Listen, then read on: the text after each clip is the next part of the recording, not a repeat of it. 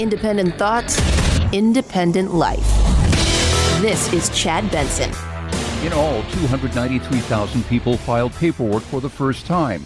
That's down 36,000 from the week before. And the Labor Department points out the lowest figure since March 14th of last year. The reduction in jobless benefits claims comes despite a separate report showing that a record number of Americans, 4.3 million, quit their jobs in August. Yeah, quit their jobs. We touched a bit on this yesterday. 4.3 million people decided they were exiting the job market. 4.3 million. Some of them will come back. Some of them will not come back. Some of them will come back. But some of them made a decision, you know what, I'm done. You know what, I've got some money saved up. We can sell our house and move. I don't want to do this. I'm over it. Ready to go. We have jobs to fill. And it is going to be interesting to see how this goes. Because at the end of the day, we always go back to what? It's the economy, stupid. They say that because it's the one thing we all participate in. We all participate in said economy in some way, some shape, some form. And the economy, stupid, right now is in a very weird place. In my lifetime, I have never seen this. We have plenty of jobs available. Wages are rising. If you're an employee, you can go out right this second and in many places kind of name your price. I mean, again, it's all depending on, skill level. You can get extra things, more days off. I mean, they're looking for people. At the same time, people are going, I don't want to work. And some of it's not because of the fear of COVID. Oh, sure, there's some of that. They cannot discount that. When people say, oh, people are scared, they make it seem like everybody that's not in the workforce right now is scared. That's not true. Some of them are lying. What? You didn't know that? Yeah, some of them are not telling the truth. I'm just throwing it out there. On the other side of things, you have people that have reset themselves. They're looking for more. I'll be honest, I work a lot. Let me tell you how much I work. All right, I want to tell you guys, I'm just throwing something out there because I love what I do. I live for what I do. But I sacrifice a lot. Amazing wife, kids, got a little one, as well as Jack. I don't see my family. In fact, I called my family the other day, and they were like, well, we don't bug you anymore because we just think, you're so busy and you don't want anything to do with us. I haven't seen my family in tears. I have a niece that's getting ready to turn 2. I've never seen her. Now, COVID took a good 18 months of that away. I just haven't had the time. I get up extra early, go to bed at, I don't go to bed at 6 or 7 because I want to spend time with my family. I wake up extra and I bust my ass, right? I do all those things. But when I had some time off, I was like, you know what? I enjoyed this.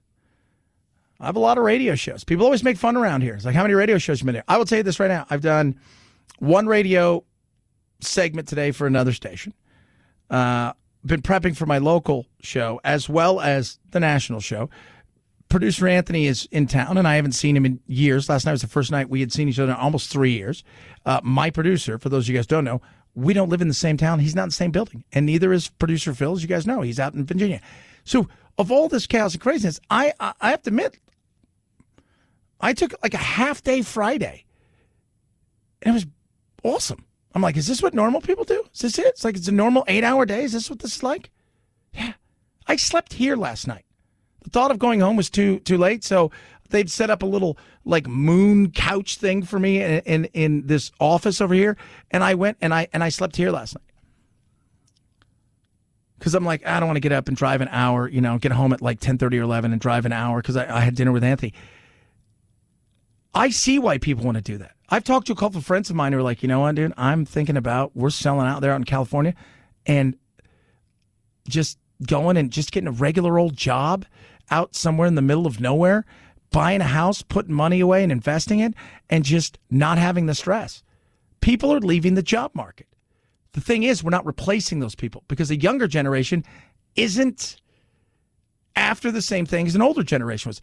It's so weird to see, like I said, I've never seen this in my lifetime. You know, the greatest generation. They fought the tyranny and evil of the Nazis, but they built this country on their back. They brought us in through the Industrial Revolution and into the modernization and all of these kind of stuff. Then you had the baby boomers, right? The real going to college, learning and branching out. Then you had the Gen Xers who bridged the gap between them and the technology world. But all of us, and many times like crabs in a bucket, right? We're trying to get up. We're trying to get up a ladder. We're trying to do all these things. This younger generation isn't into that. They're not. They're not looking to move forward the same way. They're looking for other things. I've never seen anything like this.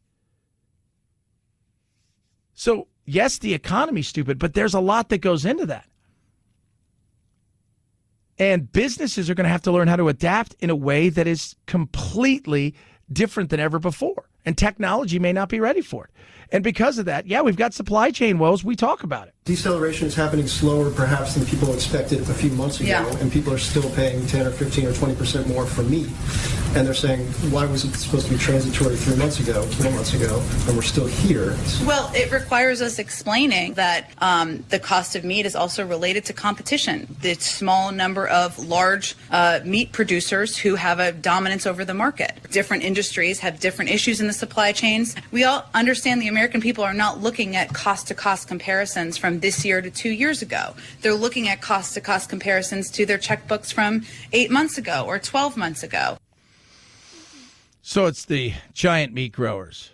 That's it. That's the reason. It's the giant meat growers who are evil and bad. That's where you're going with this?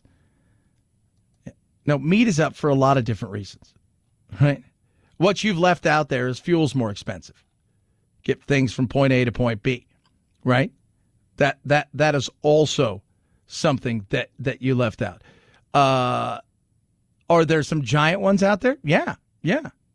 There is some giant ones that dominate, but it's not just singularly that, because when fuel's more expensive, then getting grain and certain things, everything starts to add itself up, and it starts with getting it from point A to point B. It starts with getting it from point A to point B. Plus, many of these, meat packing facilities last year, Tyson being one of them, is when it comes to chicken, they suffered tremendously when this thing first started. You had things shut down. The supply chain, even here, had serious issues in a lot of way. But you also got, less people going to work. And it doesn't take a lot to upset the apple cart. That's why businesses have to be more and more inventive in figuring out what to do. One of the things that they talked about is the weather. With the heat, the animals aren't eating. In certain parts of the year, it was warm. Well, if they're not eating, they're not growing the way they want. You're not producing as much as you would. And because of that, what do you have? Well, you're waiting a little bit longer. Instead of having X amount of head of cattle that's ready to go to market, you're going to have less. What's that do? It puts people in a situation where the bidding goes up. There's a lot that plays it. It isn't just because there's these four dominate and because of them, it's their fault. Things are more expensive, and there's a lot of reasons for it. There is. One of the things we talked about yesterday, that supply chain. Here's the thing about the supply chain that, you're hearing all kinds. They're telling ships now, hey, guys, slow down. Can you guys do some zigzags? Maybe go in circles every couple miles, right? Can one of you get hijacked for a month? And one of the other problems about, some of these port things, the longshoremen, those unions, they run those docks. One of the reasons they had to meet with the unions is because you're not getting the opportunity to get non-union members down there to help them unload their stuff without the say-so of the unions. That's why when you saw yesterday, when it talked about like the supply chain and stuff, and Biden comes out, and what did he say? He goes, we met with the unions, and Walmart and them, they're going to allow the likes of Walmart and the big chain groups to essentially work on their stuff on the docks. Everybody else still has to go through the same thing. So that means more hours, more benefits, all of those kind of. There are so many things that go into this. But if you're the president, you're looking at this. You're seeing the job numbers. Okay, they're a little bit better, but they're not as great as they could be. Inflation is going up, and it doesn't seem to be going away for all. There's a lot of different things, and we're still dealing with COVID. We're still dealing with lockdowns, which aren't helping either, for those of you not keeping score. The start-stop was also a massive pain in the ass and broke the supply chain. And the weird way that it was done, where one state did it one way, another state did it another way, some states are still doing certain things. All of this adds up to this bizarre world of which we're living in. But at the end of the day, it still goes back. It's the economy, stupid. It's the economy. 323-538-2423 at Chad Benson Show is your Twitter. Tweet at us, text the program. Love hearing from each and every one of you. Happy, God, is it Thursday already? I don't even know. Yeah, I told you guys I slept here last night. It was so weird. So weird. Oh, Raycon, best earbuds around. That's the good thing I did have. I fell asleep, had my Raycons on. I was listening to a book on tape, and I just slowly faded into sleepy land, and it was awesome. And the thing I love about it is there's no stems, there's no wires, right? The sound quality is amazing, seamless Bluetooth pairing. All of those things are great, but that fit, the noise isolating fit, is tremendous. Not only to make the sound better, but how many of us, you got to push it back in, or it feels weird, and you got to always push on it, and it's like it bugging you. You will have none of that with Raycons. The best charging case gives you up to 4 full charges before you have to plug it back in, and they've got wireless charging available as well. Great microphones, so you're never going to miss when you're taking calls. They'll hear you, you'll hear them. Get your Raycons, save big. They start under $70. The best earbuds around. I highly recommend them. Great Christmas gifts. BuyRaycon.com/Chad. BuyRaycon.com/Chad. Save 15%. BuyRaycon.com/Chad. Chad Benson Show.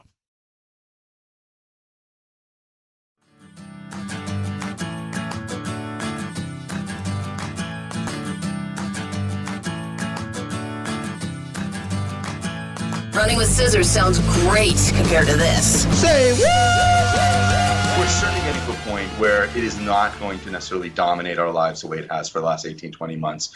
We've got boosters. We'll have boosters for everybody. We're going to have therapies. Dr. Shah. No, it's not. I don't know whose life it's dominating. I have to be honest. I don't know whose life it's dominating. There are people out there, and usually it begins with the politicians who have let this continue to be the thing that dominates, but it's not dominating my life. Is it dominating your life? I mean, honestly, the issues maybe with kids and school, but outside of people getting frustrated, putting on a mask somewhere that they're like, oh God, why ain't got something to go wear the mask? It's just, I think people are past that. Okay, this is the ever continuing day-to-day 24-hour things on everybody's mind. I just don't think it is. I think people looking around going, all right, we're living our life. Now I just have to figure out how I maneuver from point A to point B. And, if you're living in a place like, Southern California, it's like, okay, across the street's Orange County. Here I am in Los Angeles County. Over there in Orange County, it's a regular get on with your life kind of stuff. Over here, I've got to go, okay, well, I've got to have this. I was talking to my friend yesterday. So check this out. And this is he's in the movie and TV world, and he coaches me and works with me with voiceover stuff, and he's a big time, produces all kinds of promos and he's a hitter. And he and I were chatting, and he's a big fan of the Clippers, and so he went to the Clipper game and he was telling me, so you got to show them your vaccine card to get into the thing, right? But once you show them that, you also have to show them your license to get in. So think about that. Like, you go and you're like, okay, here's my vaccine passport, essentially, and then here's my license to show you that I am the person that is this. Is that an forever thing? Because remember, I don't hear the mandates and when they're going to be ramped back down or ramped back up, I hear all the time. But we're like, hey, you know what? We're going to take this ramp and we're just going to start to slowly but surely turn it around and let people kind of roll off this way. No, all I hear continuously is we're going to do this and we're going to do this and over here we're going to do this. And I'm trying to figure it all out. Where is it? you know, and I don't know. I think people are at the point where it's confusing, but it's not dominating for most of us. For most of us, we're getting on with our lives on a day-to-day basis. It affects us when we see certain things, right? That's when it affects us. When you're like, okay, I got to wear a mask in here, or, oh, I got to do this. But by and large, for most people, they're just getting on with their life, minus a few cities and states. 323-538-2423 at Chad Benson Show is your Twitter. Tweet at us, text the program. More and more, you know, I'm getting people talking because, you know, about what we were talking about before break. And if you're just joining us, we're talking about, I've never seen this in my life. You know, we had 4.3 million people leave the workforce last year. They quit. Some of them are leaving the workforce. They have no plans to come back. They're uprooting themselves, and they may join the workforce in a way down the road, but they're retiring early, or they've got enough, and if they sell their house, they can move from point A to point B, and they don't have to worry about you know, financially things. And you're seeing a lot of that. But normally what happens, and we heard this last several years, is the millennials were coming out, and the market, while there were jobs available, the jobs that they want, the people weren't retiring because people are living longer and they're healthier, and so they didn't feel like they wanted to essentially be thrown on the scrap heap of life, so they were not retiring. But you've got a younger generations coming out, and they're not interested in the same thing, that ladder climbing kind of world. It is fascinating. And if you're a business owner, and we're dealing with this in several ways on how to maneuver some of this stuff, because, you know, when we're interviewing people like in tech positions, they're more interested in like, what are social, you know, like, what do you guys stand for? I'm like, money. What do you stand for? You know, it's like, we stand for not being broke and building a business. That's, at that point, that's what we're caring about. Down the road, I'm sure we can have some more social justice things, but that's all we got for you. 323-538-2423 at Chad Benson Show is your Twitter. Chad Benson Show.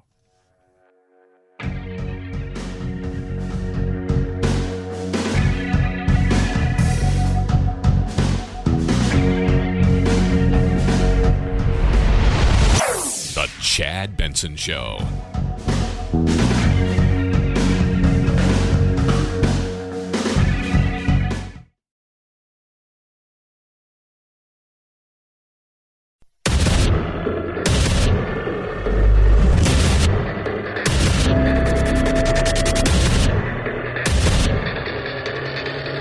Independent thoughts, independent life. This is Chad Benson. You too can achieve the American dream if only you work hard enough to conform to society's norms. And by society, I mean white supremacy. If you are a person of whiteness, I don't give a f***. I don't give a f*** about your comfort. I don't give a f*** about your feelings. I don't give a f*** about where you think that your place is in the world. She's fun. That right there is Tahoma School District Equality Leader. She's very excited about white people, as you can tell. Her name is Alicia Bush. And she does not care. She does not give two Fs about our white people, their comfort, any of that. We're in society.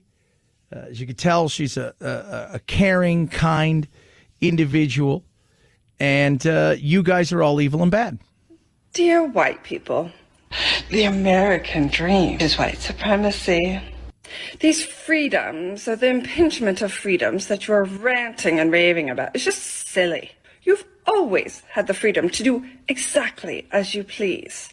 The only change for you is that you're just now starting to see some consequences for being able to do whatever you please.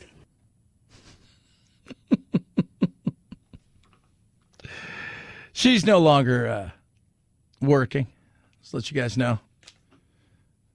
That's insane, right? You know, when the crazy, and there are some crazy people out there who worry about like, what are you teaching my kids? And I could be that way. I'd like to know a little bit about, it's funny. It's like I always say, education starts at home. But when they look and they go, you know what, I don't know if I'm comfortable with this. They're like, parents, you need to shut up. Hey, you don't want me involved? Oh, you don't want me involved if some of this stuff is something that, and by the way, it's not just white parents. It's black parents. It's Asian parents. I have a friend here who's got a daughter who's in school, and she's fairly liberal. Like, she's fairly liberal.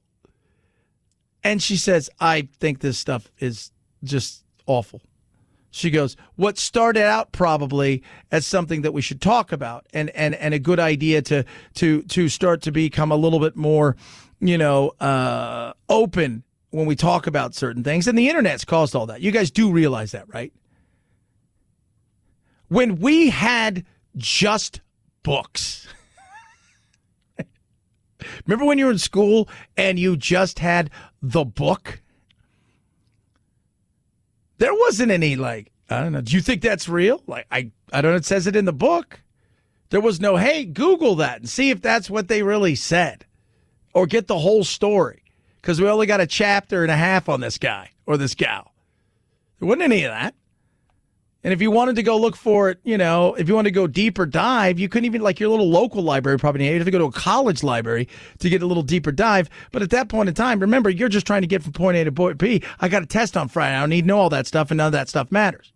Well, now we want to know everything. And kids have access to everything. So that's caused opportunities. It's caused, first of all, teachers hell, and it's caused opportunities to open up and have conversations about things like race and this, that, and the other. The thing is, the people that put this stuff in play are more or less activists in a lot of ways. And they're not interested in let's tell the whole story. They're interested in everything's bad, right? Thanksgiving's evil. White people got off the boat, chopped everybody's heads off. Like, I don't really think that was it, but that's the way it went. That's it. That's it. Nothing else ever happened. It's like, we're at that point now. It's like, I'm waiting for the, Pearl Harbor didn't happen the way you think, Chad.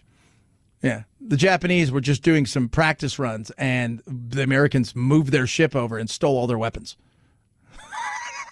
It's like, what? Like, you're waiting for that. Because that's the insanity. And when you have people like this who, by the way, one of the other things that she was doing, Miss Alicia Bush, was she was helping people get elected to the school board because that's where activists like to get things done. You go to many school boards that seem to be insane, it's because you don't see people who are worried about education. You see people who are activists, who are put in positions where they can push insane things.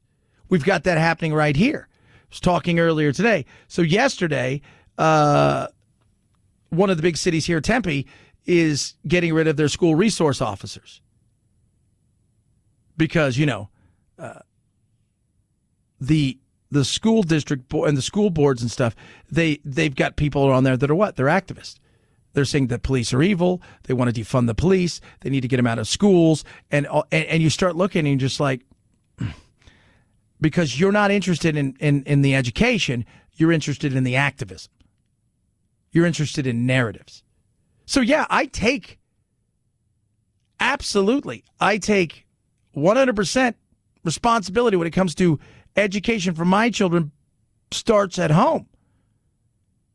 Not just in whether or not, is this thing, politically correct or incorrect. No, education starts at home with like, hey, 2 + 2 is not what they say it is. If somebody says it's 8 and you're like, well, that's close enough. No, it's 4.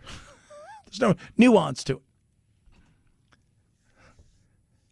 But I also look at some of this stuff and I'm like, I'm worried about you getting the whole story, not part of the story, and not hearing it from an activist and having come home and, because what's the thing about it, right? Like, parents are always wrong. Well, my teacher says, get that a lot. Right? My teacher says, see it all the time with my friends' kids. My professor said this, and because of that, you guys are idiots and wrong. And you're like, okay, that's what it is. That's why. And it's a perfect place. You start the kids young, you get them ready. You get kids coming home and they're 11 years old and they're talking about pronouns and stuff. And like, you need to just worry about like, why are we having this conversation? You're still struggling math. Let's worry about that than whether or not somebody is they, and a them, and that they're going to be offended. They'll deal with their own things. 323-538-2423 at Chad Benson Show's your Twitter. Tweet at us, text the program.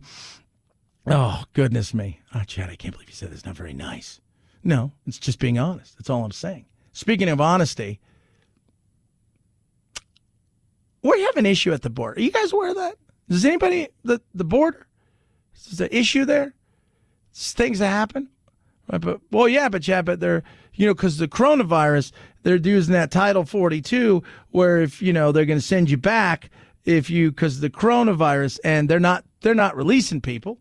According to these federal documents we've obtained from a source, more than 70,000 illegal immigrants have been released into the United States in just the last 2 months alone. What you're looking at is a Border Patrol sit-rep report, a recent one, kind of giving a snapshot of what's going on across all the sectors. Just since August 6th, the Biden administration has released 31,977 immigrants into the country via parole. That gives them temporary legal status, also allows them to apply for work permits under federal law. Parole is supposed to be on a very specific case-by-case basis. Well, wait, what? What? What? They're not sending him, I thought, but hold on here. The documents also show, since August 6th, the administration has released 39,630 illegal immigrants into the country on their own recognizance. It's not done there. The documents also show, since March 20th, the administration has released 94,570 illegal immigrants into the country via NTRs. That stands for Notice to Report. That's basically when immigrants are told to please report to an ICE office within 60 days at a city of their choosing. That was what was happening in Del Rio with those Haitians under the bridge for the most part. So this does not feel like the things that we thought this was. No, it's not. And here we go. This is being fun right here. So, of course, we know how to, track them. Speaking of Del Rio, the documents show on one single day, September 28th, just in Del Rio sector, 180 single adults were referred, 52 were accepted for detention, 128 single adults were released without any ATD. That stands for Alternatives to Detention, so they weren't given ankle monitors, tracking, anything like that. But I thought that no. This is why people get frustrated. This is why people are frustrated. We have a broken system, and I don't blame it on this administration. The last administration tried to do some stuff, a couple things I wasn't a fan of. Some of it I was. This administration's doing nothing. They're ignoring it. They're like, we're not even paying attention. We don't even think we have a border. I mean, the one we do have, we just opened up. So if you've got the vaccine and you can go back and forth. But I mean, the rest of it, that's why people are frustrated. You've got to pay some attention. You're telling us we're sending everybody home because of COVID. We're going to use Trump's evil, mean Title 42. We're going to send everyone because he's a racist. But COVID, we're really worried about. So we're going to send people home. Are you? No, we're not doing that. We're just telling them. We'll send some of them home. But no, we're going to let them all just kind of, head out, do their thing. It's okay. They were wearing Biden shirts. They're good people. I'm not saying they're not good people. What I am saying is, what? Former Border Patrol Chief Rodney Scott. We brought these documents to him. He served under President Trump. He also served under President Biden until this summer. He told us he has serious concerns about the paroling, 32,000 paroles, because of how specific it's supposed to be. Quote, I believe the administration is misusing parole authority. The sheer number of paroles being granted brings into question the review and approval process. As field chief, I don't believe I approved more than 5 to 10 paroles in a year. When I did, I ensured the alien was monitored continuously and was detained or removed as soon as circumstances allowed. Well, that's because you're an evil, racist, horrible person. Just letting you know. We had 40,000 Brazilians come through the Yuma sector alone, headed for Connecticut, wearing designer clothes and Gucci bags. This is not economic migration anymore. People see an open America. They've taken advantage of us. Some of that is true. I don't know about the bags, but some of that is true. It's an open opportunity. I was reading yesterday that middle class people from Mexico, right? So, but not near the border, are now taking flights to the border and then crossing. They see the opportunity. It's here. It's available. And they see an administration that is doing zero about it and continues to do so. Because right now, he is, for all intents and purposes, and this administration is getting it at all fronts. I mean, you've got inflation. You've got the coronavirus. You have the issue that we need to pay more attention to, what's happening in the South China Sea and Taiwan. You've got the Afghanistan debacle. Rising energy prices. Unemployment and employment. There's so much. And this is just another one of those things, and people are taking advantage of it.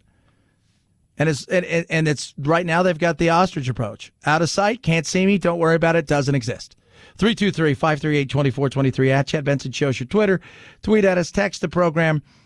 Love hearing from you. My Pillow has My Slippers. Your chance to get your My Slippers right now. 50% off. Gotta love that. 50% off. Huge, huge. So how do you do it? First of all, you go to mypillow.com, use the promo code Benson. What do you get? Moccasin, slip-on, faux fur on the inside, suede, leather on the outside. Great colors to choose from, but you can wear them indoor, outdoor. Why is that? It's pretty simple. Because of the way they built the sole. The patented MyPillow fill, sandwiched in between that is the amazing, incredible filler they put in there that's like a memory foam. And then, and this is what's awesome, this new gel that helps with your impacts when you're walking and stuff. It is incredible, and it's made from soybeans. Get this now. Save 50%. Go to mypillow.com. Use the promo code Benson. 50% off now. 6-day money-back guarantee. All of the MyPillow products are discounted, and there is no bottleneck. So if you order them, guess what? You'll get them. Great Christmas gifts. MyPillow, you got the MyPillow. You've got the mattress topper, the Giza Dream Sheets, towels, and now the My Slippers. 50% off. Promo code Benson. MyPillow.com. Promo code Benson. Chad Benson Show.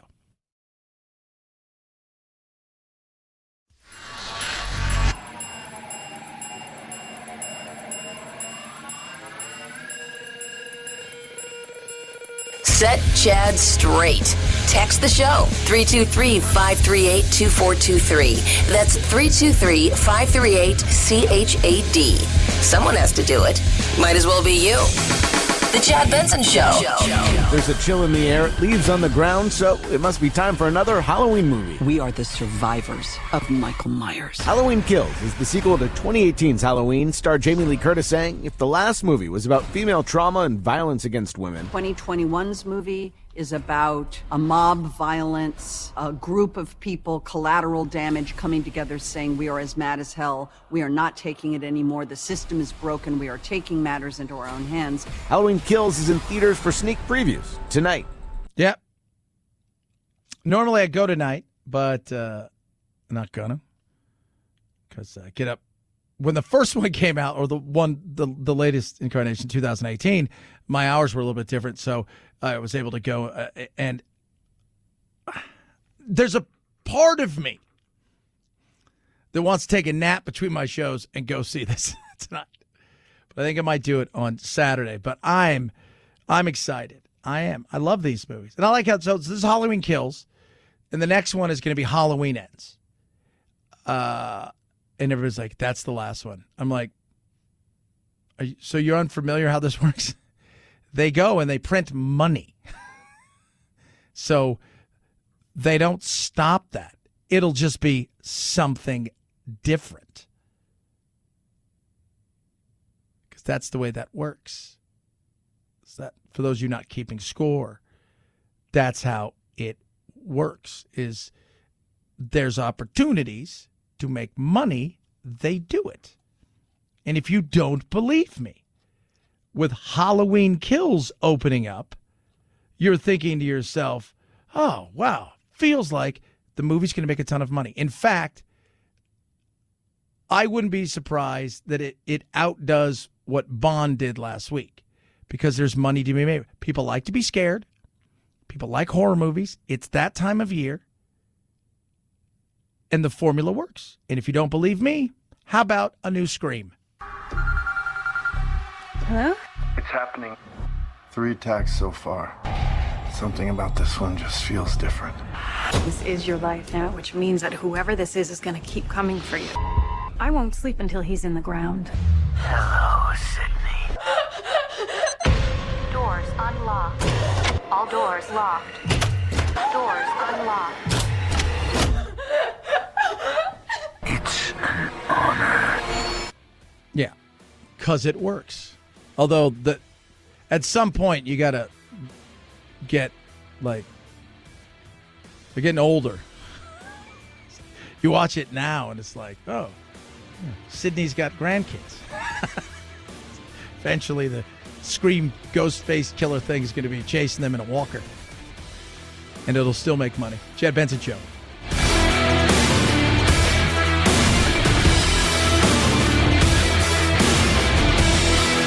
This is the Chad Benson Show.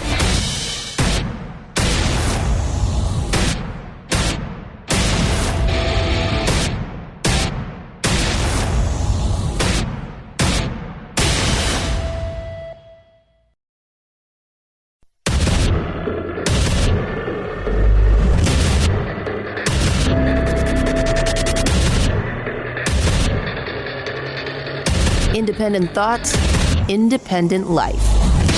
This is Chad Benson. In all, 293,000 people filed paperwork for the first time. That's down 36,000 from the week before. And the Labor Department points out the lowest figure since March 14th of last year. The reduction in jobless benefits claims comes despite a separate report showing that a record number of Americans, 4.3 million, quit their jobs in August. Why? Why? Some people are over it. Some people are retiring early. Some people are stepping away and saying, you know what? I don't want to do this. This entire thing has given me an opportunity to reset. Some people realize the marketplace is good out there. They're leaving their jobs and they'll get back in. They will. They can be in a position where maybe they can be a little bit pickier. So there's a lot of reasons why that has happened. But what that does is that adds another layer of what's going on. Inflation. Okay, so you got inflation, right? Because I don't know if you guys are aware, there's inflation drop just a smidge. Just a smidge. You're like, oh yeah, it is. So we've got issues when it comes to that. We've got a backlog of ships that are just circling in the ports of Los Angeles and Long Beach, trying to get in. You've got the supply chain that has been broken and smashed in some areas. In some areas, it's offline and they've derailed. We got to figure out how to get that. There's all kinds of things. And you have people that they're not there. We're down almost to, 1 million truckers? Think about that. We're down a lot. There is a need for a lot of different things. And people are resetting and trying to figure out what they want to do. But every one of those things, when people leave the marketplace, is potentially another part of that supply chain. And the difference between that supply chain, it's not supplying the stuff to us. It is supplying the work power to get the stuff to us. Explain to me about the supply chain. Yes, it is terrible. People want to get their things, but it's also an indicator that the economy is doing well. People want to buy things. Let's look at the part that, hey, the economy is great. People can buy things again. They're out and about. They want to buy gas. It's, sometimes you have to look at the bright side because it's getting better. People are out there traveling. Gas prices are going up. You can't get the gas because there's so much demand. Let's just say there was people who was overflowing with gas and nobody was going anywhere and you couldn't travel and you couldn't afford that. Okay, fine. But it's actually the exact opposite. The demand is so high that we can barely keep up. Well, no, let's settle down. It's not that the demand is so high, because there's still plenty of stuff that's out there where there's not tons of demand. It's certain things. And some of it is self-inflicted. Other parts of it are other different things. And yes, we have a lot of pent-up anger that we need to spend stuff. There is that. And Don Lemon, who's normally sour, is kind of right. But here's where Don's missing this, right? And he'll say this. Things will come. Things will come, right? Gifts will come. Furniture will come. Toys will come. Eventually, how about you think about that and get into that instead of thinking about what you don't have? All right. Well, here, settle down. Let me tell you, it's the holiday season. For many big retailers, for many major employers, for many medium-sized, small-size employers, this is when you make hay. For some, it's 60, 70% of what they do. For others, it's half of what they do for the year. You understand that if people don't get the things they need and want and can't purchase, well, then slowly but surely that domino effect starts to happen, which is we don't need employees, or we might not be able to stay in business, or it's not just always about the toys. Sometimes it's about the other things, like getting the stuff to service customers, getting the stuff to the customers. Because if I can't get the stuff, but they can get the stuff, they're going to go to them, even though supposedly there's enough stuff out there because we can see it floating around in the harbor. And here's where the major employers, the Walmarts and the Targets, have an advantage. What's going on at the ports right now? We've got a backlog of ships that are waiting and waiting and waiting to come in and unload. All of those people are doing what? They are part of that chain. They're part of that chain. And that chain gives somebody a job. Because once those things are unloaded, then that person who's going to transport it, he or she, the trucker, convoy, is going to take it to the place that they need to take it to. Sometimes it's a warehouse. Most of the times they're going to take it to where? To a train. And that train is going to take it to somewhere where it's unloaded. And those people have jobs, and so on and so on and so on. There's a lot that goes into it. But where big business has an advantage is yesterday Biden speaking with the powers that be. Walmart, our nation's largest retailer, is committing to go all in on moving its products 24/7 from the ports to their stores nationwide. They can. Why can they? Well, because Walmart has that opportunity to do something that others just don't get to do. If you are not Walmart, you're going to struggle getting some of those things. That hurts down the line. The small and medium-sized business. So it's not just about getting your toys. It's not just about getting the things for Christmas. It's not about just one of these things. There's so much more that goes into this that I don't think people get. And, of course, you're going to be on the docks. Well, kids, let me tell you something a little bit about the docks. Nothing happens at the docks without the say-so of the unions, the longshoremen. Nothing does. So the fact that they had to go in there and speak to the unions to try to get some of this stuff moving forward, who wins on that? Well, Walmart, this is all your stuff over here. Target, this is all your stuff over here. All these people over here, we're going to let you guys do this because you're big enough to handle something like this. The rest of you are going to have to, well, there's a lot that goes into it. So there's more than just, hey, it's great that we got money to spend it, and it's burning a hole in everybody's pocket, and Christmas is here. But there's a lot that goes into it. So that little toy place down the street, the little hardware place, the little place that you get certain things from, they're waiting on stuff. And the difference is they're not going to unload their own boat because the longshoreman gave them a wink, wink, and a nudge, nudge because the administration was able to come in and wink, wink, nudge, nudge, and grease the wheels in certain areas. A lot goes into this. 323-538-2423. At Chad Benson Show's your Twitter. Tweet at us. Text the program. By the way, if you want to be a longshoreman, they got jobs available. It's good money. Right? I'm just saying it's good money. I mean, the salary is good. I mean, so longshoreman, salary, dock workers, you can get a gig. And you got to remember, and it's also one of these things, too, it takes a while to get on to the position where you're going to be part of that union. But the workup, I mean, medium's $30 an hour, right? That's the medium. But you're going to get so much overtime. But then you're going to also have to live in a place like California, where it's expensive. And yeah, you're making $70,000 as a salary or whatever it is, and you get to the point where you're making well over $125,000, $30,000, but you're still living in California, and it's costing you all of that money. You do it for the pension and the benefits. 323-538-2423. At Chad Benson Show's your Twitter.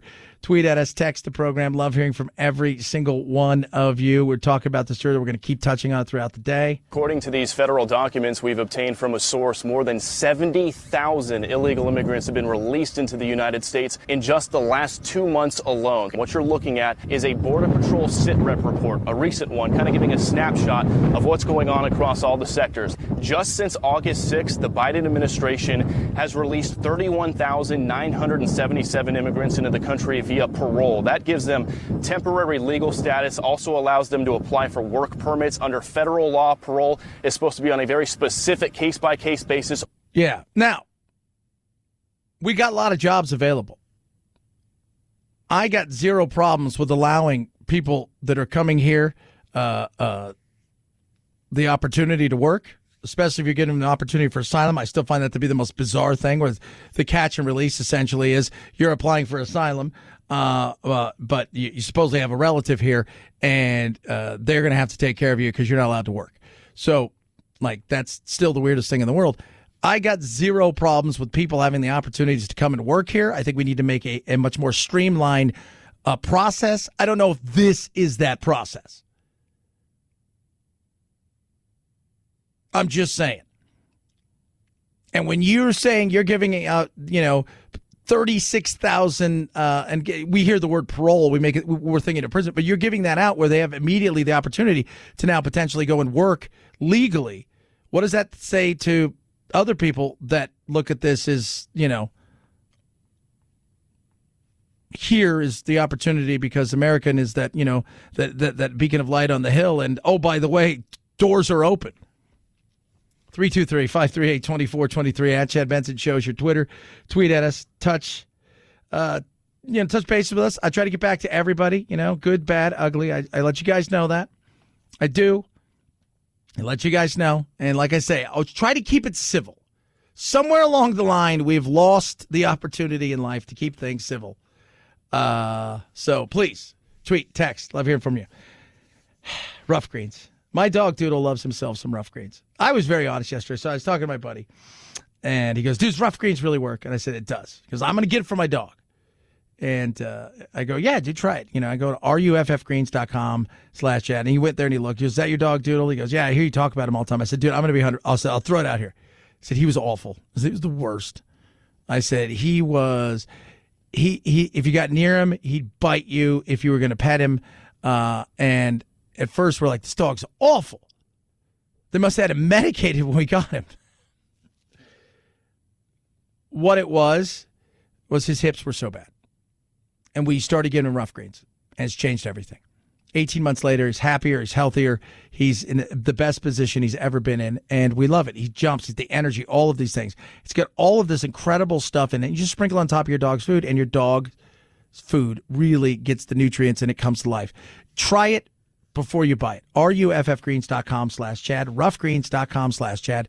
Free bag for you. All you have to do is cover the cost of shipping, and on its way it is to you. ruffgreens.com/Chad, or call 833-MyDog77. Rough Greens makes any pet food better. Chad Benson Show.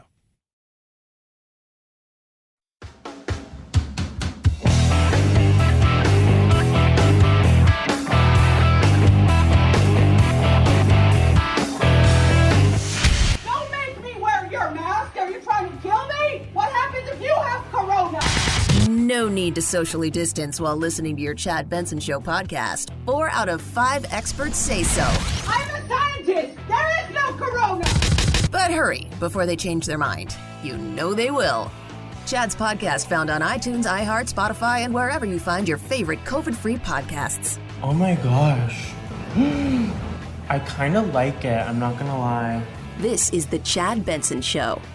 5, 4, 3, 2, 1, 0, ignition, liftoff. Now it's time to find out what's trending. What's trending? Yeah, what does that mean? I mean something, right? Like it's trending on the old internet. What's trending? Let's take a peek and see what's trending on the interwebs. The webs of the inter. Ivermectin is trending, as well as Joe Rogan. Dr. Sanjay Gupta, we're going to talk about this in a little bit. They talked about a lot of stuff yesterday, and, it was very interesting. I want to give props to Gupta for going on there. And they had some heated moments, too, because Joe really held his feet to the fire when it came to ivermectin, and basically saying, why'd you guys lie about me? Why'd you guys lie about me? Why'd you guys lie about me? It's actually, we're going to talk about that in a little bit. Pete Rose is trending because Ray Fosse died yesterday. Ray Fosse was the catcher that Pete Rose ran over in the All-Star game. So that's why Ray Fosse dying isn't the thing that's trending. It's like, that's the guy Pete Rose ran over. They probably want to find out, is Pete in trouble? Did he kill him? No, he did not. Dan Snyder's trending. He's the owner of the Washington football team. People are asking questions of why is Dan Snyder not being held accountable for a lot of stuff. And the investigation is still going on with the Washington football team, with all kinds of things that has taken place there. The DEA is involved. The feds are involved. Investigations take a long time. There are 650,000 emails. And by the way, the Raiders are upset too. And Mark Davis is trending. And he has every right to trend. And we'll touch on this in a little while as well. Why the NFL did this the way that the NFL did it, he has every right to be upset. Absolutely. He's every right to be aggrieved by the way that the NFL handled this entire thing. Also trending is The Last Duel. This is a movie that is, at this point, I don't even know. It's based on a true story. It's The Last Duel.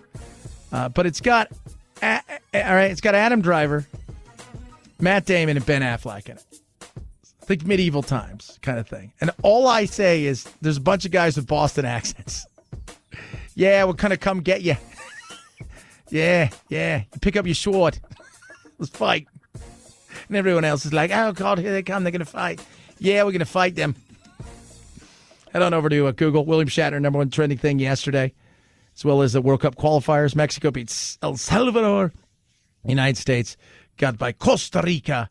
And Adam Schefter also is trending. He is a great reporter with the NFL Network, but he is trying to figure out how he walks back some of this stuff. The reporting he does in the NFL is great, but back in 2011, he was going to, by the sounds of it, some of these GMs and letting them essentially look at his reporting before he published it, which is not very journalistic-like, unless you're the Democratic Party in the New York Times.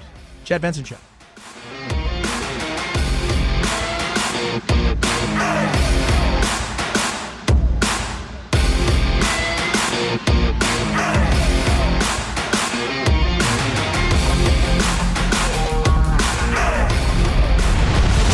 The Chad Benson Show.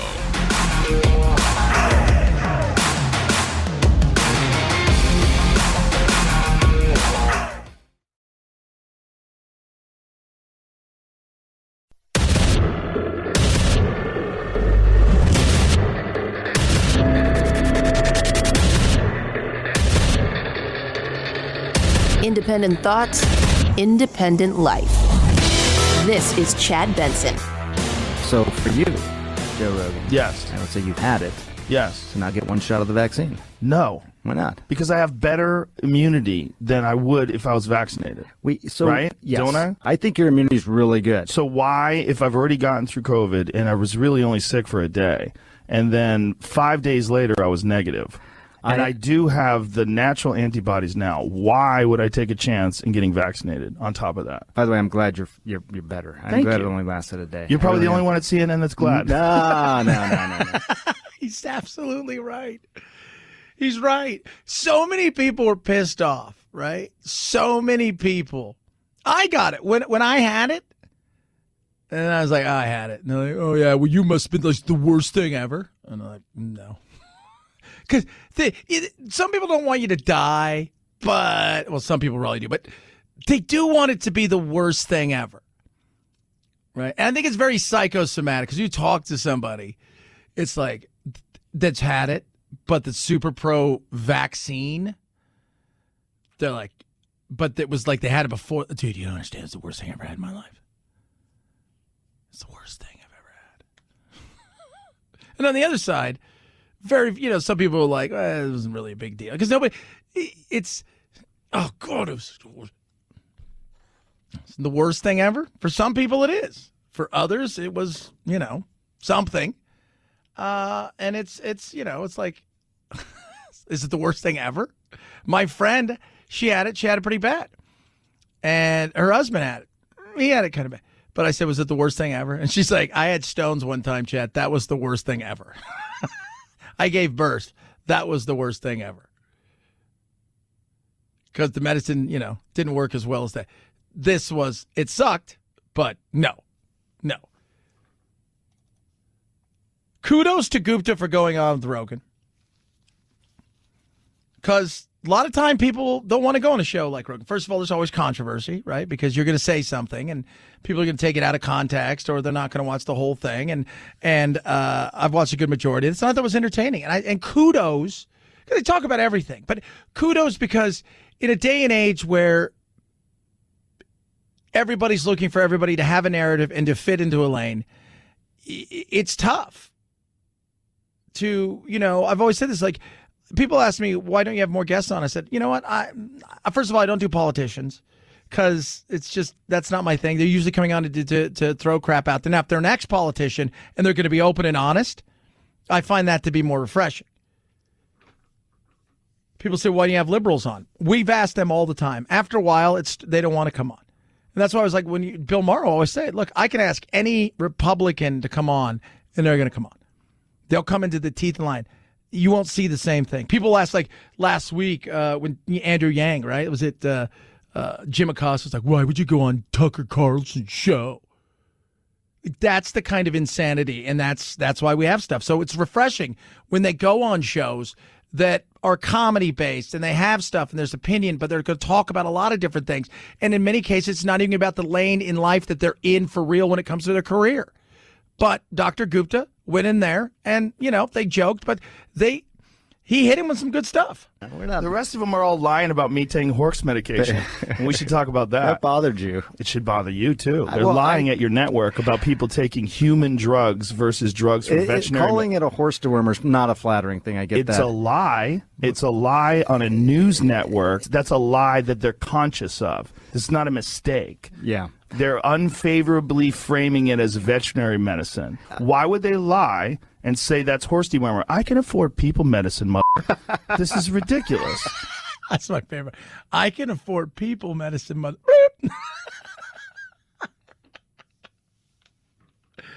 Yeah, he can. He's got some money. No matter how much everybody there throws a fit that he works there at Spotify, yeah, he got some dollars. You know that they know that I took medicine. Like, here it is. This is ivermectin. You got this it with right you. Here. Somebody gave it to me. They lied and said I was taking horse dewormer. First of all, it was prescribed to me by a doctor. Yeah. Along they with shouldn't have said it was a bunch of other medications. If you got a human pill, because there were people that were taking the veterinary medication, and you're not, obviously. You got it from a doctor, so that it shouldn't be called that. Ivermectin can be a very effective medication for parasitic disease. And as you say, it's probably, I think 250 million people have taken it around the world.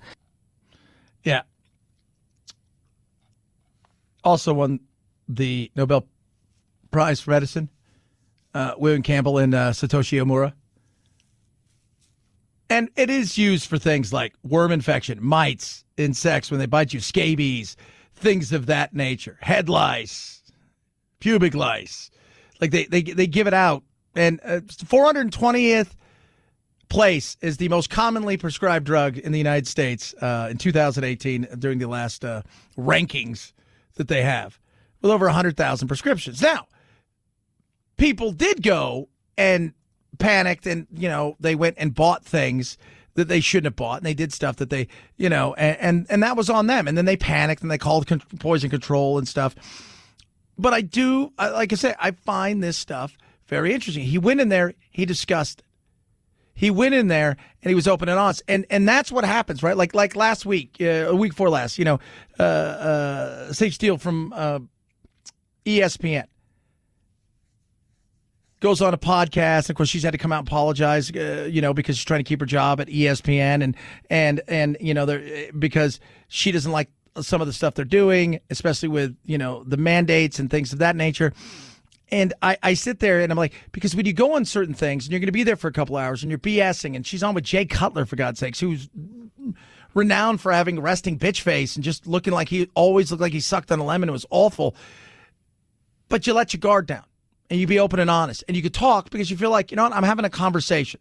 And while it's not private, it feels private. It's why, Stern, right? Like when Stern would bring people on, people say he's a great interviewer. No, what he is he's great at making you feel comfortable.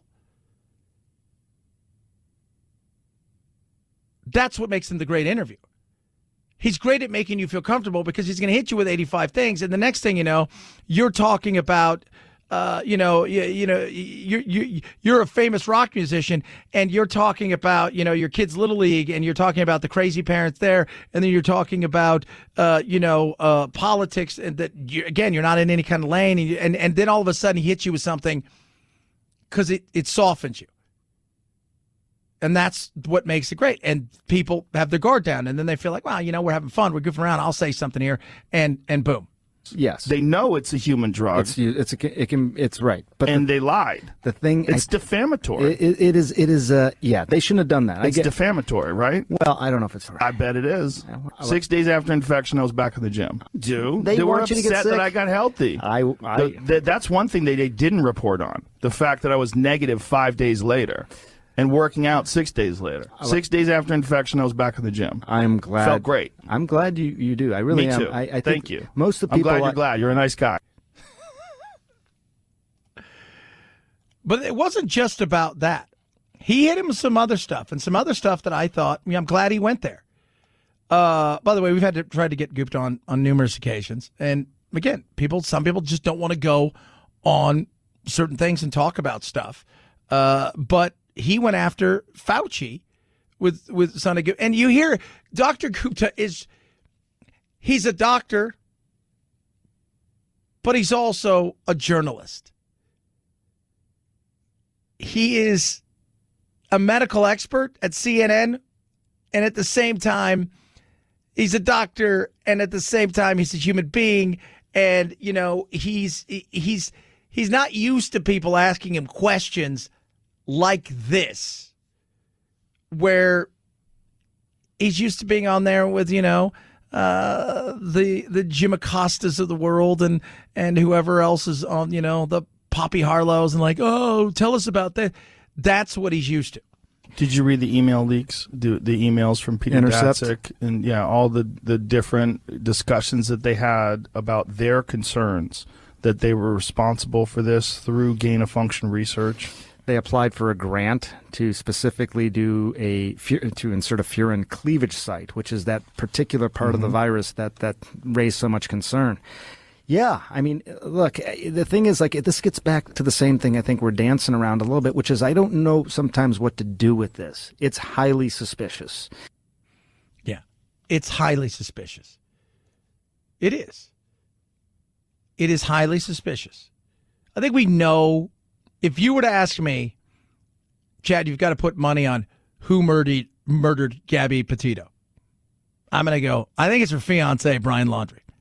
If you were to ask me today, Chad, you've got to put money on where you think this thing came from and how it got, to it. It was A, natural. You got to bet everything. B, it was nefarious. Or C, it was leaked accidentally out of a lab in Wuhan. My money goes there.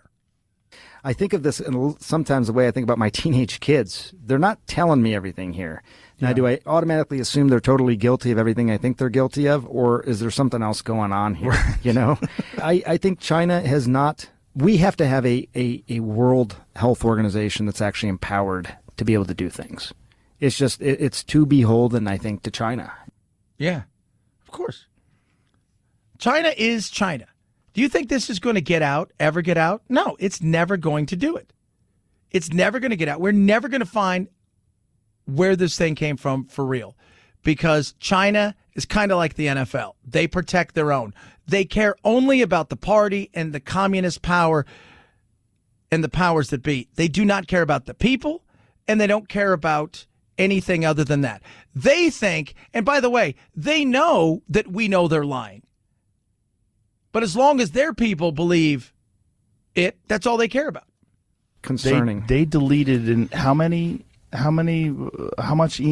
evidence did they delete in 2019? Some stunning amount. Well, the entire database went down. Exactly. I don't know, Joe, what to make of it. There's clearly, as you said earlier, I think you said where there is smoke, there is fire, probably. But can I say conclusively? No. And part of me thinks we may never know. We don't have a system in place at a sort of global level to mandate that these things actually come to light. Yeah. We don't treat this like we treat Department of Defense issues. We don't treat, we should be thinking about this more from a defense standpoint rather than a public health preventive standpoint. That's interesting. Yeah. Yeah. I think we should. But I think we kind of all know. And nobody has the cojones enough to say, all right, we're going to have to start holding people accountable. And China's going to do what China does. By the way, just to let you guys know, Microsoft announced today that LinkedIn will no longer be operating in China. They were the only social network operating in China, and they said it's impossible to do. The regulations, the stuff, it just cannot. We couldn't do it because China's control on everything is such. So to think that they would hide something like this, I mean, you can't even go on to LinkedIn over there where they have control. It still wasn't good enough. So do you think this thing would ever get out? Hell no. Kudos to Gupta for going on there. 323-538-2423 at Chad Benson Shows your Twitter. Tweet at us, text the program. MyPillow has amazing deals. We talk about the supply chain being broke. We talk about all of those things that are happening out there. The beauty of what MyPillow has is, first of all, amazing products. They got the My Slippers out right now. But you don't have to worry about the supply chain. They got the stuff, right? It's produced right here. So away it goes. Your chance to get the My Slippers took them 2 years to put everything together, get it the right way. And it's all about, first of all, you slide your foot in, you get the moccasin or you get the slip-in style. The thing that I love about it, you get the faux fur. You have this incredible outer layer that's part leather, part the suede. That's just amazing. But what I love about it is the fact you can wear it all the time, indoors, outdoors. And the reason's simple, because the way they made the sole, patented MyPillow fill, right, which is incredible, right? Then you got memory foam in the middle, and the bottom you've got this awesome gel that helps with impact. And these are this a real sole. And it's walking on a cloud. You will love these things. And right now, 50% off. MyPillow.com, promo code is Benson. MyPillow.com, promo code Benson. Get yours now. MyPillow.com, promo code Benson. Get it now. Save 50%. Check out deep discounts everywhere. Order now, just in time for the holiday season. Chad Benson Show.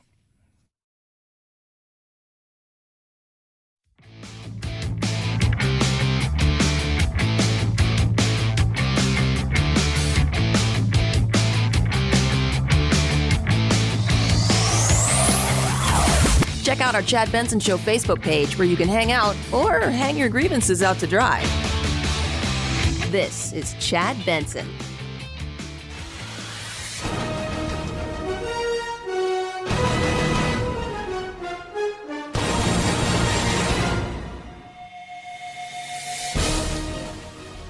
I give my picks every week. You guys know that. Good week last week. What was that 12-4? Thank you, Lamar Jackson, for an amazing Monday Night Football game. We do have a Thursday night game tonight on tap, kids. And it's Tom Brady and the world champion Buccaneers going on into... Are you guys ready? Philadelphia. 4-1 Bucs take on the Eagles. The Eagles. Break this game down to you. Bucs win. That's it. That's all you gotta say. Bucs win, and there it is. They win. That's what I think is going to take place tonight. I think the passing game is too good. They're stacked everywhere. They still don't have Gronk, but Brady and them are flying right now, and I think they beat the up and down Eagles, who've not had a they're 2-3. It's not. Jalen Hurts hasn't embarrassed himself. Like, he's played okay, but I just think that defense is so damn good. And so tonight, I'll give you the rest of them tomorrow, but I'm going Bucs tonight. Go Bucs. 323-538-2423 at Chad Benson Show is your Twitter. Tweet at us. Text the program. Love hearing from all of you. More and more players are asking, hey, why do we not have more of these emails that are coming out? Not just about John Gruden. Remember, John Gruden was not part of the investigation. He was collateral damage. He just happened to be in an email chain with people that are part of this investigation. But there are a lot of questions about the NFL's role because apparently they had these emails in summertime before the season started, and they come out now. And Mark Davis is pissed. He's been consistent with his messaging. And in regards to the John Gruden situation, we all respect his decisions, and we're going to move ahead accordingly. Yeah. Because Mark Davis keeps saying, you guys go ask the NFL. They seem to know everything. Feeling like not only did you do this in a way where you didn't like this guy, but you did this in a way that affects my team. You've known about this for a while, and all of a sudden it comes out. You've known about this for a while, and you decide to leak it. You've known about this for a while, and you decide to leak it, which, by the way, how are you even getting this? The feds are supposed to have these things because nobody can keep a secret. I go back to, you want to know why Tom Brady smashed his phone? See this. Because if there's a correspondence on there, and I'm not talking about the cheating scandal. I'm talking about between his wife. Maybe there was pictures. How fast would that have been at TMZ? 323-538-2423 at Chad Benson Show is your Twitter. Tweet at us. Text the program. Bucs tonight. Chad Benson Show. The Chad Benson Show.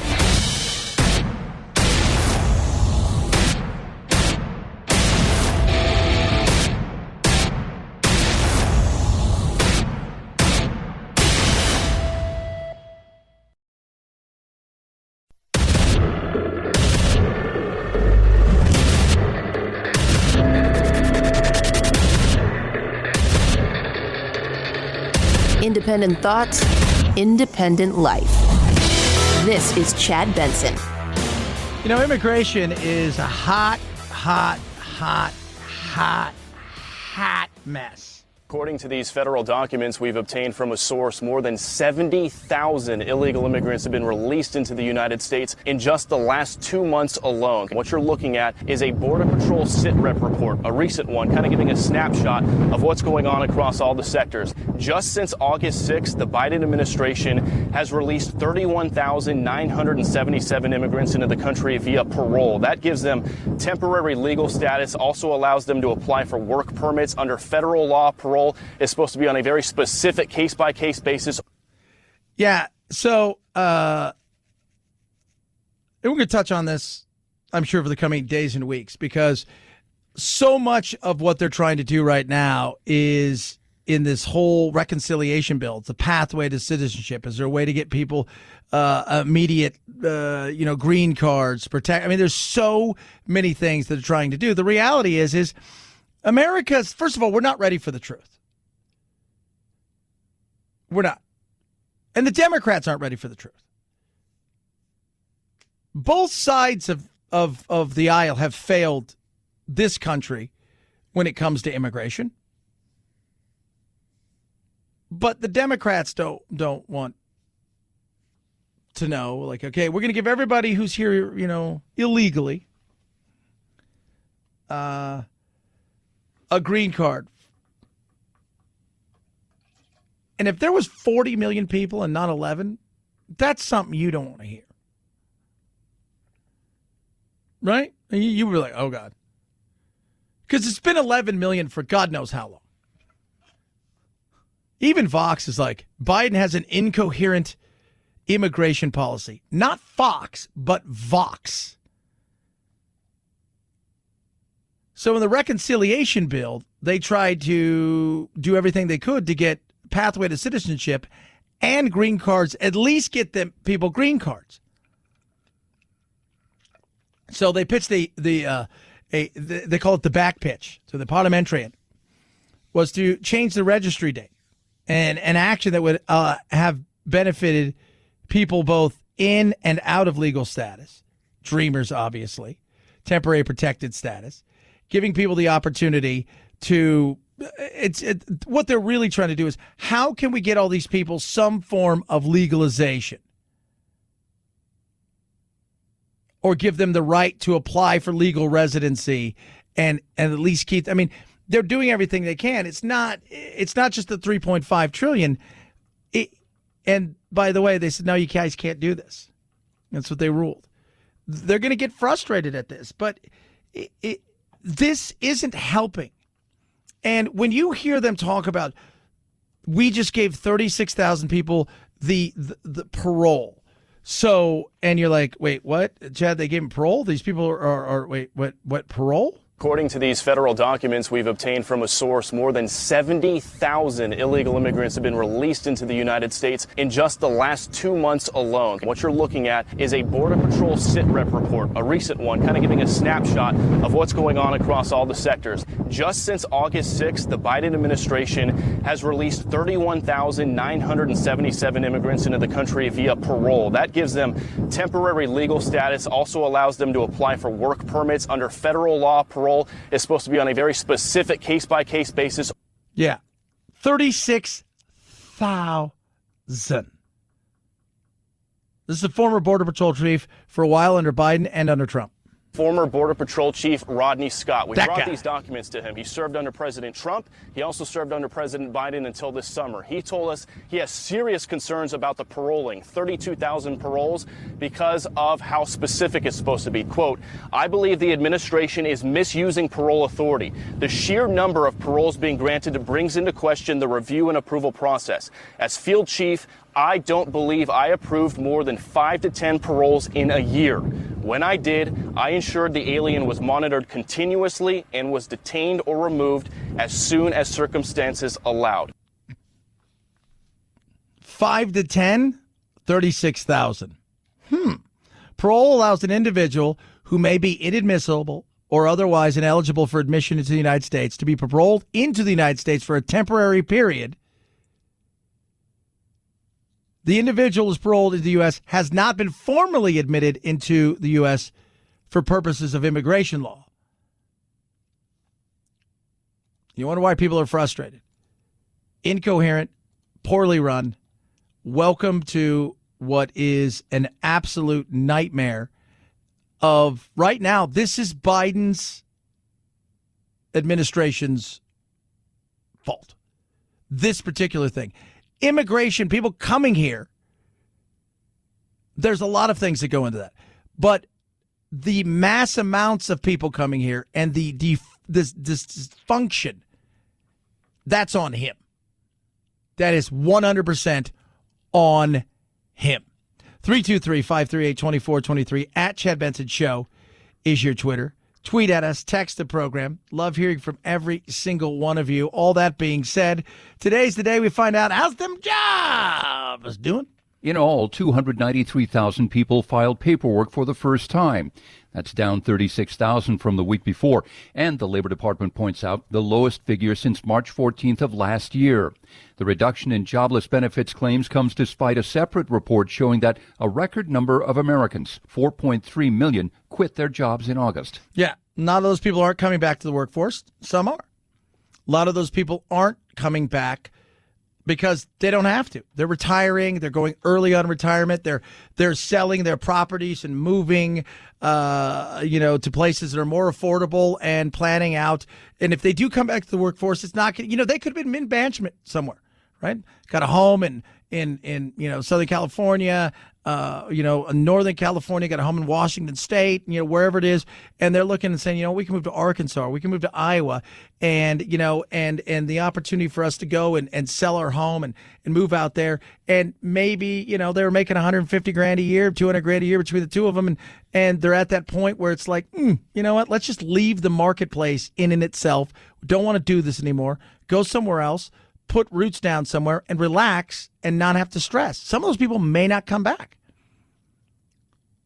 And a younger generation, it's no. Just to give you an example of some of the chaos going on in the job market, we have jobs here available. We have some prime positions in the radio world available here. And we can't come anywhere close to filling them. We just can't. I was talking to the morning guy over here this morning, and because my other show, there was a shift. We have a new producer, and he was producing the midday show. That midday producer now is being done by the guy that was producing the morning show. The morning show doesn't have a producer. And they've offered it to a couple of people, and they've all said the same thing. I don't want to get up that early. I don't want to do it. Because there's also a sense that you have to put in a certain amount of work. And a lot of people, they're not into that. They're not. Because part of it is because people are also deciding this, and I've seen this a lot lately. It's like, happiness. Like, what is it I want? And I've asked myself that. I worked so hard. I bust my ass. I love what I do.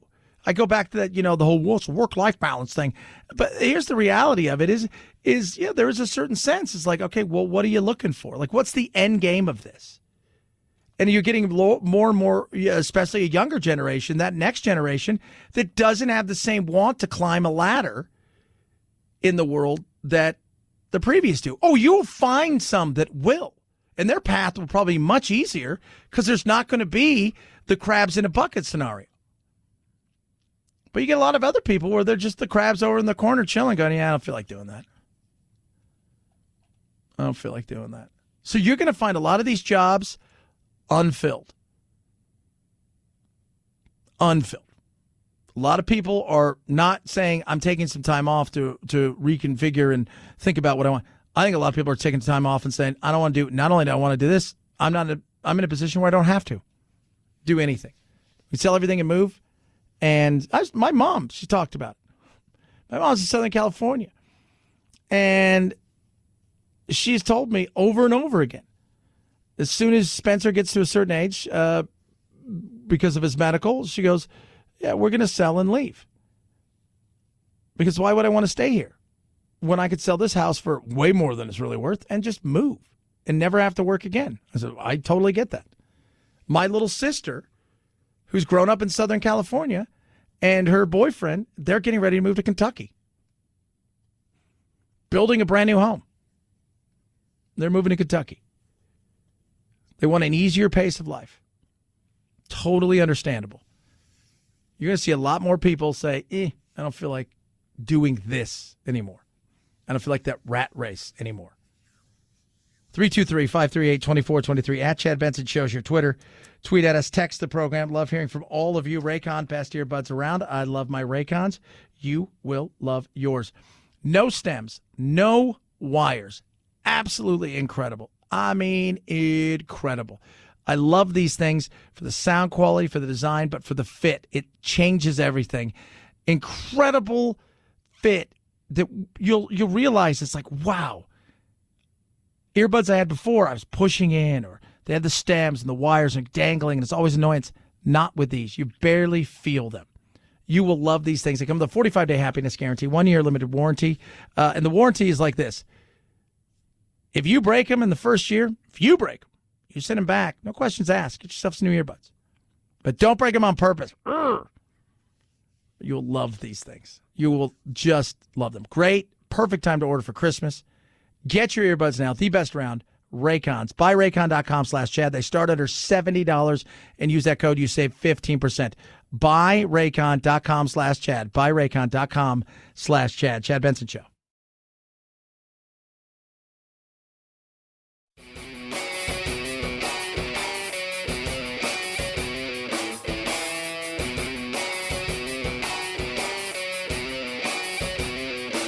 Being antisocial sucks. Hang with Chad's friends on Facebook, The Chad Benson Show. And if you just need some alone time, head on over to Twitter at Chad Benson Show.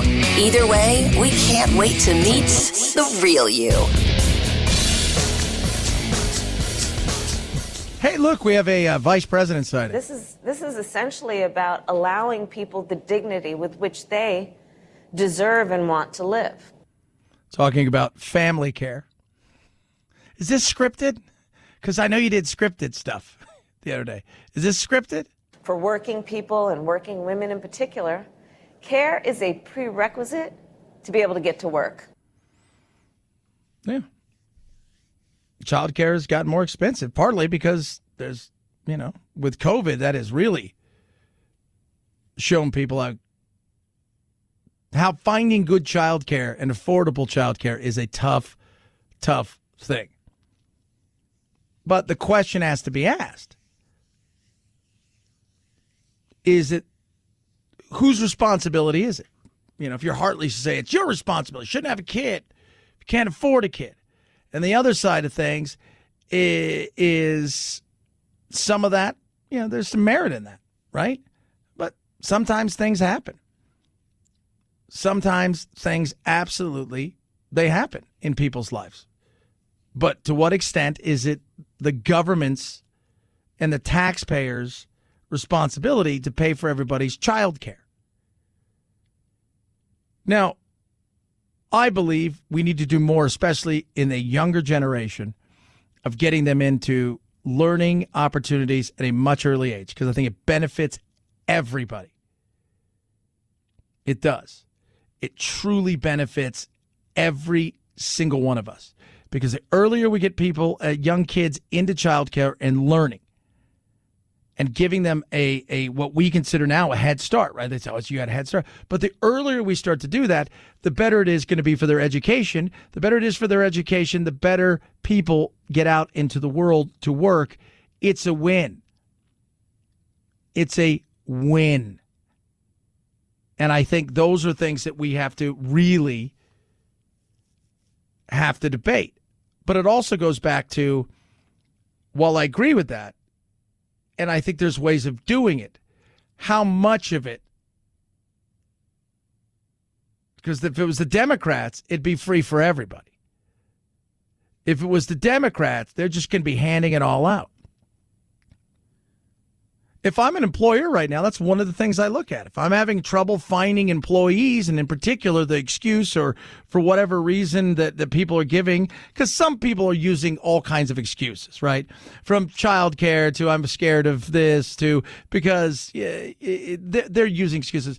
But the thing I hear over and over again of why is if I'm hearing childcare, I think to myself, why not just build our own childcare facility?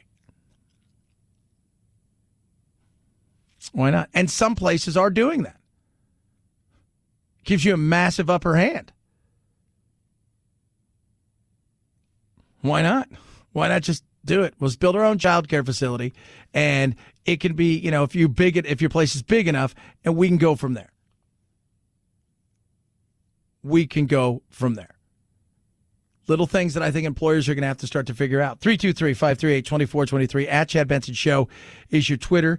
Tweet at us, text the program. Biden yesterday met with the powers that be at the ports, doing everything that he hopes he can do to get some of this stuff moving forward, because the supply chain is a hot mess. This supply chain nightmare is really threatening the holiday shopping season, and President Biden has announced his strategy to try to solve the crisis. From the port here in LA to the labor union workers and the private transportation and logistics companies, he wants everybody to ramp up their operations 24/7. He wants to fix this bottleneck and also tame the high inflation that it's caused. Inflation's now up about 5.5%. Yeah, and people are feeling that.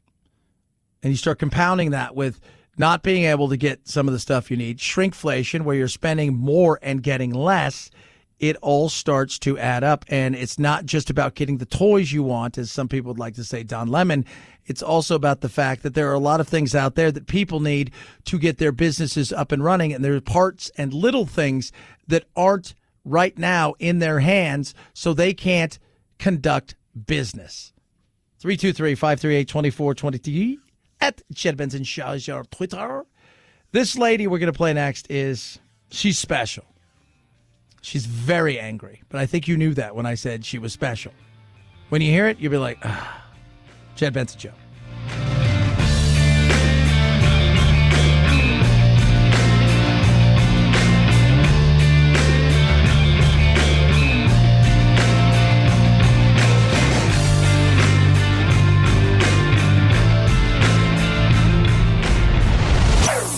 Chad Benson Show.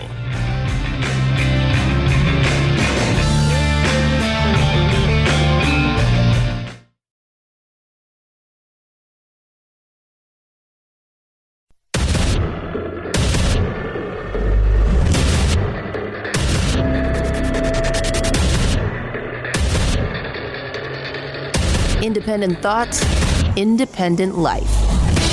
This is Chad Benson. You too can achieve the American dream if only you work hard enough to conform to society's norms. And by society, I mean white supremacy. If you are a person of whiteness, I don't give a f***. I don't give a f*** about your comfort. I don't give a f*** about your feelings. I don't give a f*** about where you think that your place is in the world. It's good that she works with kids. Alicia Bush. She doesn't anymore. She was, well, first of all, she's good times. Can we just all say that? She's just good times. She is the school equity leader, or was, up there in the beautiful Maple Valley School District / Tahona School District. And she's very upset. In fact, she has helped some candidates try to get on the board of the school district because, well, you know, she is, as one person said, she's anti-racist, except for the part where she's racist. Oh, Chad, wait, what? What? Yeah, so she went on TikTok in the world that you do, and she was going to spout her, well, disdain for white folk. Because she wants everybody to feel like they have a safe place to speak, to be heard. Everybody. Everybody. You need to be heard. I want everyone to feel safe. She says, I'm not anti-white, I'm pro-accountability. What? No, you're anti-white. You're anti-white. That's what you are. She says in one of her videos she is on a decolonization journey to find her Okinawan roots. And that journey, she found a lot of hate for cops and America. I bet she did. I bet she did. Hey, you should go, if we're going to go and you're going to go on that journey, you know, because that's what you want to do, right? You want to go on this journey. So go to the journey. Once you can start in Japan and Okinawa, and then go to China and find out how that went for the Chinese with the Japanese. And then, you know, there's a lot of hate for cops in America. Yeah, because the younger generation is being told America is evil and bad and all cops are horrible. Dear white people, the American dream is white supremacy. These freedoms, or the impingement of freedoms that you are ranting and raving about, is just silly. You've always had the freedom to do exactly as you please. The only change for you is that you're just now starting to see some consequences for being able to do whatever you please. She was very active on the equity team at the Tahoma School District, but her rageful posts suggest now, after parents complain, by the way, at both sides of the aisle, that she will no longer be near children in any way, shape, or form, or any place where there's a position where she can influence the power of equity, because she's crazy angry. She's crazy angry. So when people worry about what their kids are learning in school, and then they get told that you should be very responsible in your kid's education, and then you see things that you don't like in your kid's education, and you bring it up, and then all of a sudden you're evil and bad for doing so, and you should mind your own business. This is a lot of what you get. I'm telling you guys, not all teachers are like this. Some are just like, all right, I got to teach this. Here we go. But for a lot out there, you get activists more than teachers. You're getting activist school board members. They're pushing agendas that, quite frankly, are insane. They're worried more about, did you misidentify somebody's pronoun, than whether or not the person can read.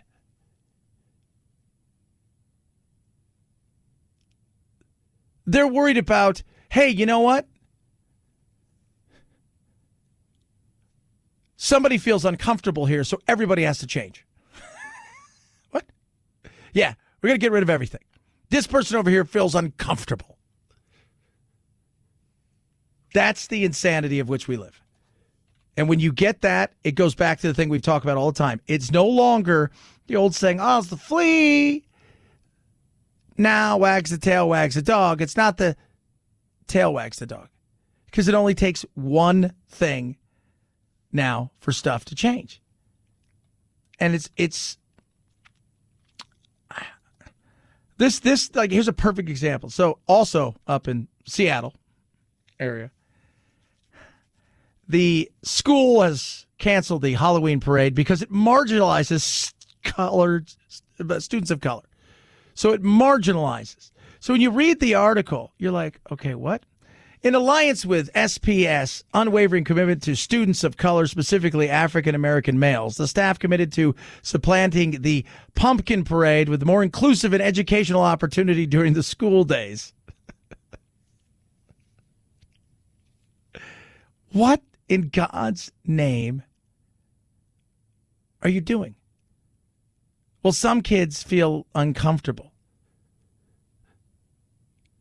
They said this was an isolating situation, not consistent with values of being inclusive and safe place for all students, especially students of color and those with sensitivity to all noises and excitement of the parade. How about you don't take them to a parade? Jimmy doesn't like animals. Well, let's take him to the zoo. We got to get rid of the zoo. It's not inclusive enough. This is why we can't have nice things. I'm waiting. I am completely waiting for... We're going to have to ask Mother Earth not to have winter because it is not inclusive enough to people of color. Because snow is white. You're like, oh, God. I didn't even think of that. Why we can't have nice things. 323-538-2423 at Chad Benson Show's your Twitter. Tweet at us, text the program. Kyrie Irving, I find this to be so interesting every day. So you guys know who Kyrie Irving is. We joke about him. He's an odd duck. Hell of a basketball player, by the way. Hell of a basketball player. I mean, a hell of a basketball player. He has been told by his team, you're not going to play. You're eligible to play away games, but you can't practice with the team. So you're not going to play, and that's just it. And this is what we have to do because of the mandates in certain places. So there's just nothing else at this moment in time that we're going to be able to do. So this is it. Nothing else we can do. Period. Case closed. End of story. Kyrie's made it clear that he has a choice in this matter, and it's ultimately going to be up to him what he decides. We respect the fact that he has a choice and he can make his own and right to choose. As again, right now, what's best for the organization is the path that we're taking. Yeah, that's Sean Marks. He's the guy that runs everything over there. And I heard yesterday, a bunch of people saying, well, he's not a good teammate. Why? Because he's not a good teammate. Why isn't he a good teammate? Because he is not going to play. Because he's chose not to get the vaccine. Yeah, but shouldn't that be his choice? You as a teammate, shouldn't you look at him and go, you know what? He's my teammate. And I stand by his decision to make that decision for himself. Because that is also a good teammate. Well, he's letting the team down. Yeah, but you know what? Being a teammate means that sometimes you stand with your teammate, even if you may not agree with their decision, but you stand with them. So everybody was talking yesterday. Well, he's leaving a lot of money out there, like $16 million. Well, for him, this is more important. So he came out yesterday and did like a video on Instagram. I had to stop running away from using my voice and using my platform to, speak on what's true and what's mine. Nobody's going to hijack my voice. Nobody's going to take the power away from me that I have for speaking on these things. And he feels very real about this. And he's, like I said, he's an odd bird. Last year, he took a couple sabbaticals. He does some stuff, but he didn't leave just $16 million out there. For those of you not keeping score, he was eligible for a 4-year, $187 million contract from the Nets, and they have declined, and they will not be picking it up. There was no doubt in my mind if he was playing, they would pick it up in a heartbeat. So that's $203 million if you're keeping score. And then the thought has come in, well, that's it. He's done. He's not going to play. He's retired. Don't believe that I'm retiring. Don't believe that, I'm going to give up this game for a vaccine mandate or staying unvaccinated. Don't believe any of that. And like really be aware of what's being said. Yeah. People are like, well, I just think he's a bad teammate. And I'm like, he's not a bad teammate. He's made a decision for himself. It's not a bad teammate.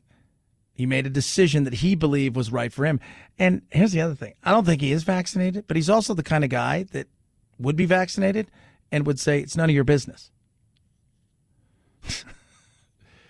I don't think he's a bad teammate in this sense. I think he's standing up for something. I think he's a bad teammate because he's a bad teammate, and it's kind of shown that he is, he wasn't a great teammate with LeBron.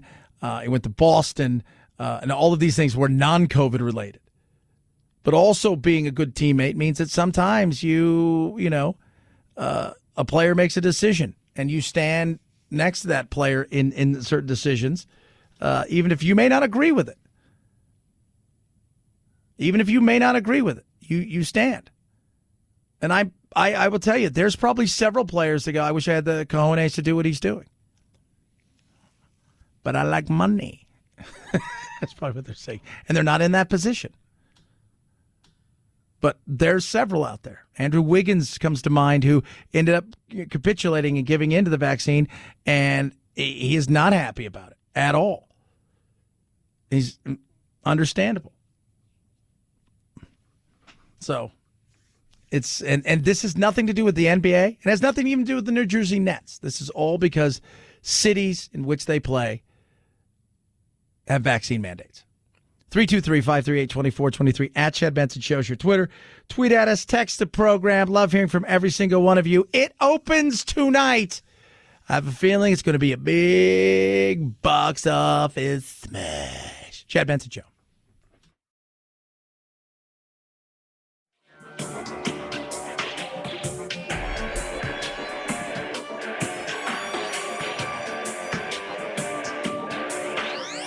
Warning, no snowflake zone.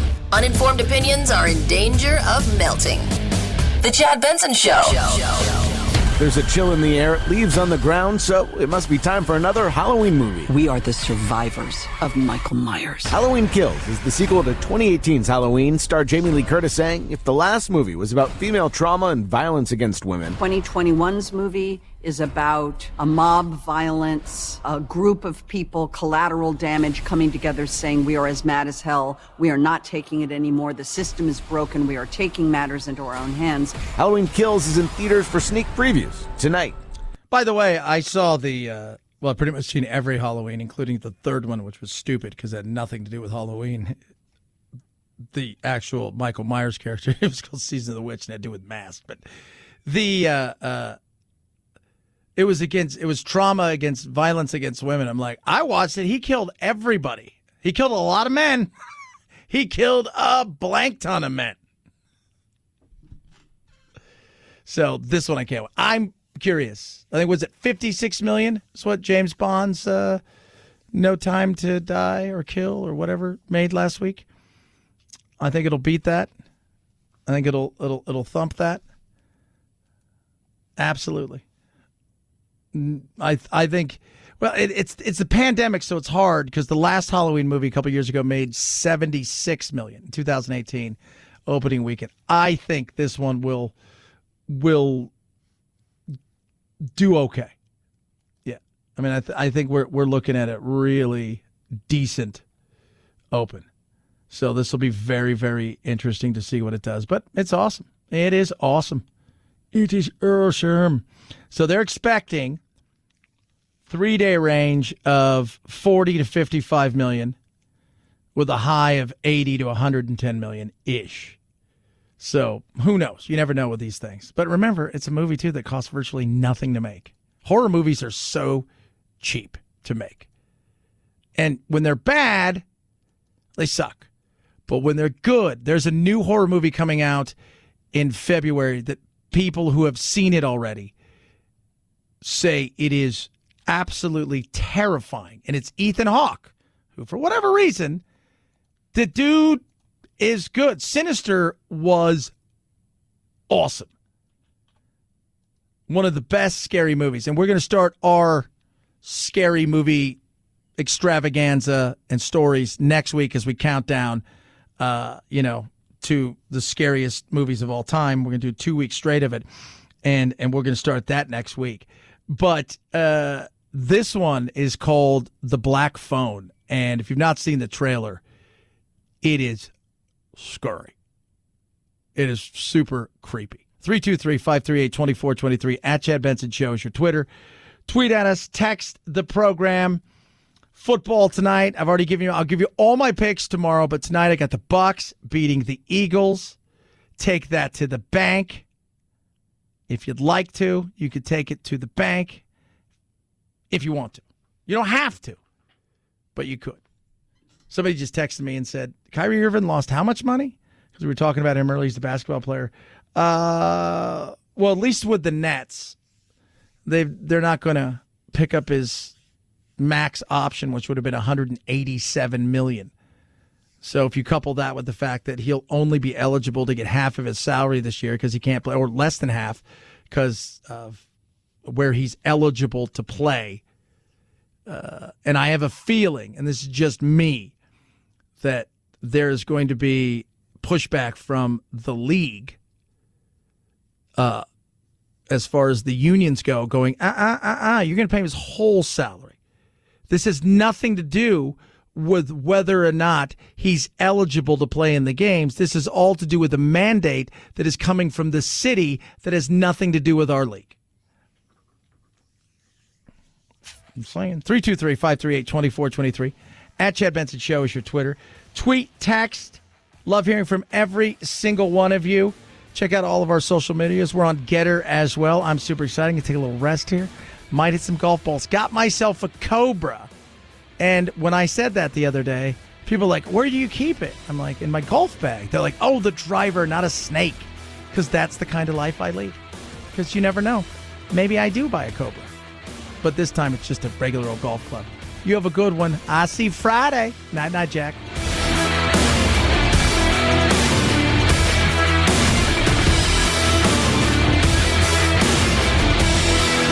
This is the Chad Benson Show.